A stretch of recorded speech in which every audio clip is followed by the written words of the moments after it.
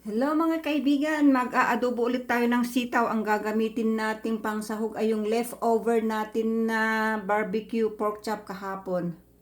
Ayan, konting mantika at saka butter. Gana natin yung ating bawang. Ayan, maraming bawang, mas masarap. Ayan, oh. Ito na po yung yung chinap kong bawang, 'di ba? Ready to use na 'yan, mga kakabsat. Di ka na mag-aabalang magtakip pa ng balat ng garlic kasi na 'yan, ready na 'yan. Nilagay ko lang sa loob ng ref ang ating luya. Ayan, naglalagay ba kayo ng luya sa inyong adobo, mga kakabsat? Onions. Ayan, oh. Igisa na rin natin yung leftover na barbecue pork chop kahapon para pansahog natin sa adobong sitaw. Ayan na po. Dagdag na natin yung sitaw.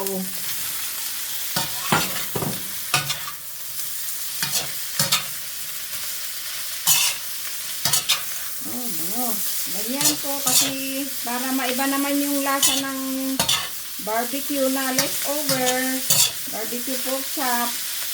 Di isahog na lang natin dyan sa adobong sitaw natin. Ayan. Para maiba ang lasa. Ayan, oh. Ayan. Lagyan po natin siya ng konting soy sauce. Konting oyster sauce.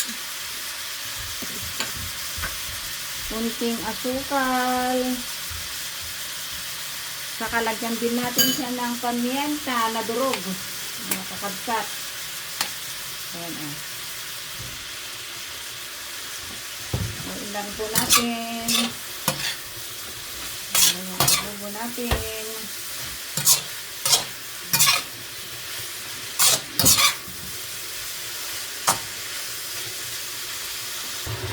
Ayan po, lagyan po natin siya ng konting suka.